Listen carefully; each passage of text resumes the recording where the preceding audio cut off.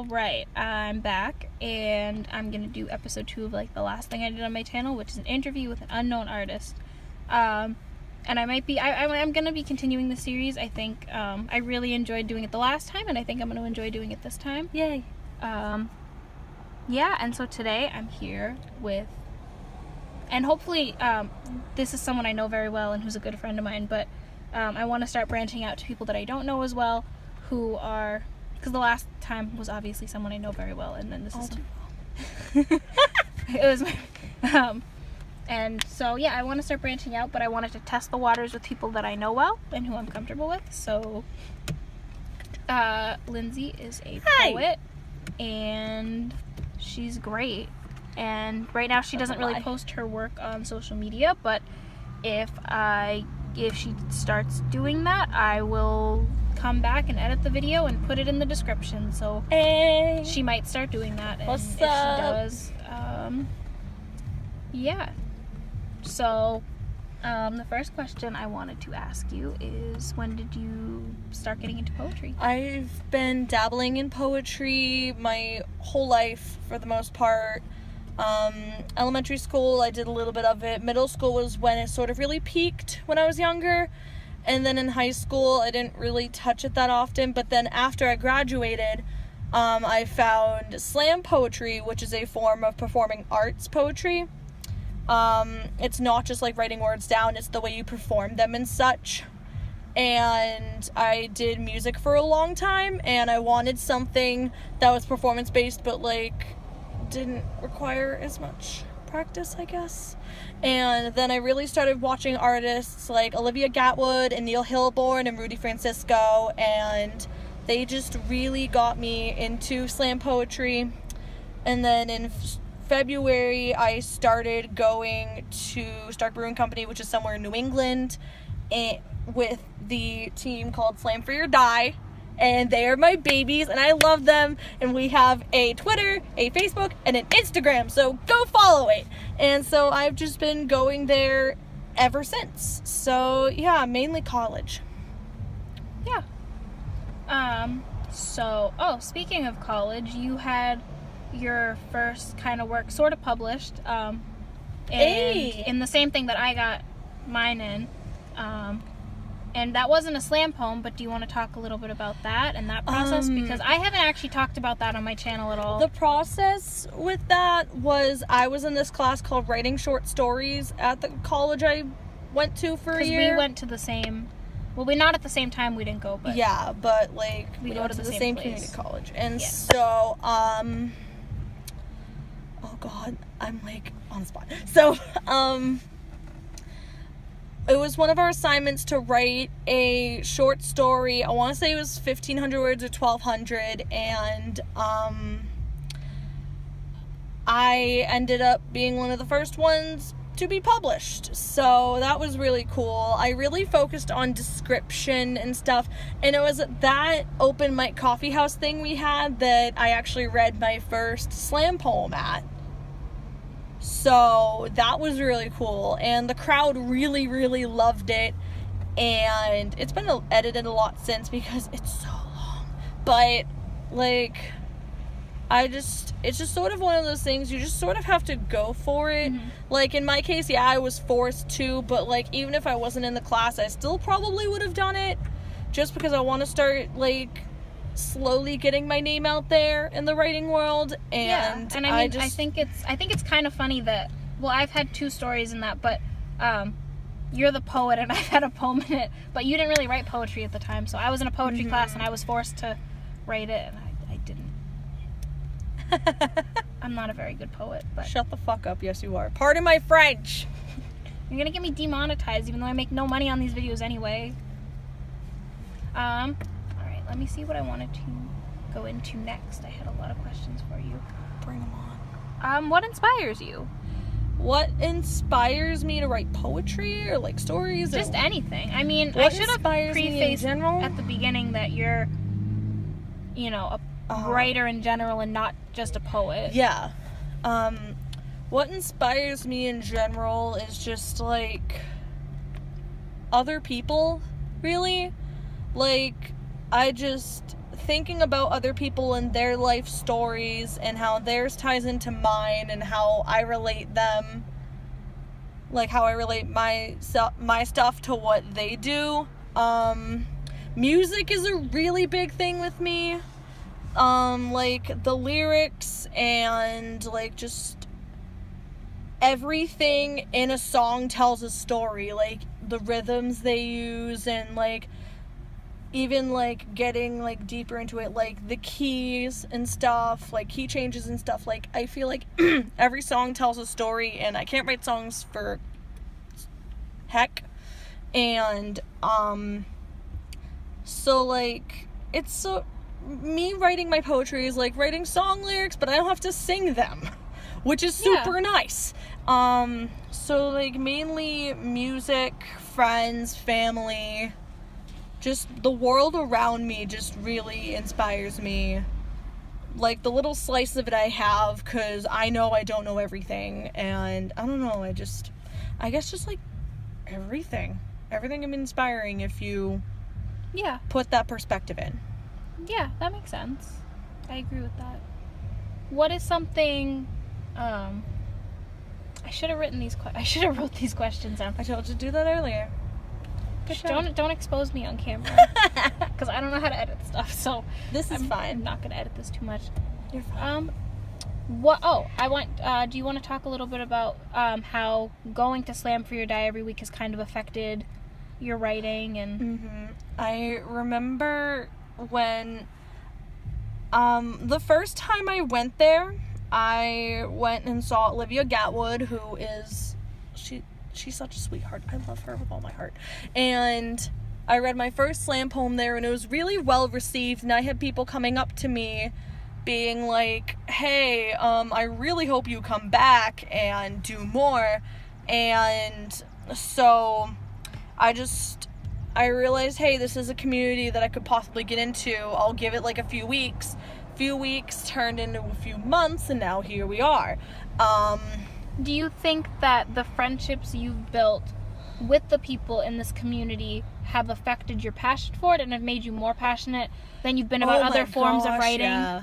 One event that I really like discussing is 3 weeks into me going there.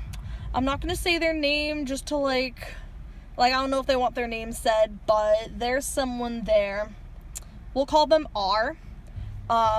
R came up to me at one point and they were like, you should do the rookie slam. And I asked them, what's that? And they're like, oh, it's a slam for people who have never like slammed before, like people who haven't competed before. And so at first I was really hesitant to do it because my anxiety is really bad, and I like felt like I wasn't good enough to compete in it, but R convinced me to. And so I went up there, I did my poems and stuff, I competed, and I actually ended up winning, which was insane. And that sort of really gave me a big boost of confidence. I'm like, hey, I'm heading in the right direction, I really want to continue this. And then the regulars started to notice me more, like the people who go there all the time and have been going for years, and they've been really encouraging as well. And I don't know, I guess just sort of realizing my potential, like after that, just sort of really affected my life. And now I have a lot more confidence, and I have a lot more, like I'm not afraid to say things as much anymore. Like I don't have as much of a filter as I used to. So it's really nice. I was just going to ask you, do you feel like it's helped you kind of overcome your anxiety a little bit and some of your fears and with public speaking? And public speaking has been something that like it's sort of been like a hidden talent of mine. Like in elementary school, I was in a public speaking contest and I actually won that. Oh, I didn't know that. But that was like way back in 5th grade. And then with chorus in high school, middle school and stuff like that, you get used to performing. And after I left high school, I didn't really have an outlet to perform. And so the skills sort of went missing for a while, and for like a long time I felt like I couldn't do it. I would let my anxiety get the best of me, and I'd be like, no, I can't do that. or I'd prefer not to. And then I guess just the people around me sort of pushing me like, hey, Lindsay, yeah, you can do this. And then I slowly ease myself back into it, and now I feel like if I don't go up and perform each week, I feel like a part of me is missing. Because when I go up on that stage, the stage is mine. I have the power to tell my story. And that's a really important thing. Really important, and I feel like now I'm writing these poems and I can express my feelings to people that actually care. And they will listen to what I have to say, and it's amazing. And it really has helped my confidence a lot, and just the Slam for Your Dad community itself, like, a lot of people there don't conform to typical norms, I guess you could say. Like, there are a lot of people there who identify as genderqueer, gender non-conforming, non-binary, and so, like, there at Slam for Your Dad, you can wear what you want, you can pretty much say what you want as long as it doesn't hurt others, and, like, you can just express yourself and just be. And do you think it's helped you find yourself? Mm-hmm. And do you feel more like yourself when you're there? And I feel like more of myself, because also another thing about going there is that, like, you're not around the people you've always known.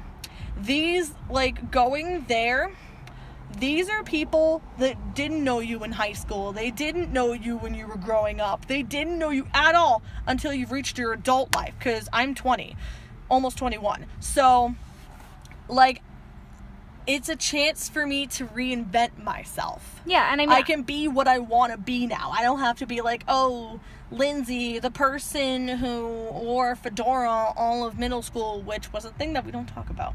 And that's how I met her. She was wearing a fedora. I was wearing a fedora and she thought it was cool. Like, oh, Lindsay, the one who always bakes cookies. Or, oh, Lindsay, the one who was always in chorus. Oh, Lindsay, the teacher's pet. Like, I'm not known for who I was. I'm known for who I am now. And that, to me, means a lot. I mean, especially for you, you've had friends, you've had, now since you were, 7 years old. And I mean, even I've known you since, 15. I met you when you were 15. But I think it has been really good for you to be around people that, haven't known you as long. And, yeah. Mm-hmm. Do you want to read some of your stuff? Yes, bring it on. And that was my hand. I'm sorry. I told you it's going to be... I don't know if I said that it's this in this take, but it's going to be a little rocky because I'm holding it with my hand, so if the camera's shaking, I'm sorry. Normally I have it on something. So... Oh my god, what poem do I read? I think I'll do this one. It doesn't really have a title yet. I still haven't come up with it. Okay. Ooh, I'm sorry, I don't have this memorized. Most slam poets have their shit memorized. Maybe someday love can have a definition that can be put into words. Right now, the excuse of a definition they use is an intense feeling of deep affection, but affection can sometimes be a bit too light for love's intentions. What gets to me is how can love be defined? See, love is limitless, so therefore, why does it have a definition in the dictionary? It's too big for it, it's just too much. I'm realizing my other mistake. Why is love limited to it? Why not he or she or they? Why is there a norm for what love should be between beings? When using it, well, that's used for objects. And love cannot be immortalized, and Valentines dropped in glitter-strewn paper bags, and paper fortune tellers around the lunch table, or tassels and tulle in a function room. Love is stronger than hate ever was. Love can come in the form of breakfast in bed after a night full of a demon's reckoning, in the form of being 3 lines before empty and driving down the interstate until you're a quarter mile away from the gas station, and the rumble strip becomes the alarm clock that makes you grin from ear to ear. In the form of small joints at 2 a.m. just because, in the form of tracing collarbones with sacred breath and letting fingers intertwine and fall asleep as the moonlight becomes the covers on a hot July night. Love can also be walking away and breaking the thread from the spinning wheel that could prick you and make you lose the life force that runs through your veins. Love can be wearing whatever the heck you want and staring off into the distance as your slightly crooked bottom teeth poke out when you take a bite off your plate. Love can be being with whoever you want and staring up at the stars with them and being like, holy moly, the cosmos are nothing compared to the way we coexist together. Nothing can compare to a net made of you and me and us and us and us and us and all of us. Love can be putting yourself first. Love can just be what it is. What is love? Love just is. I love that poem. I've heard that a few times, but I really do love it. And I actually really enjoyed talking to you today. I love talking to you.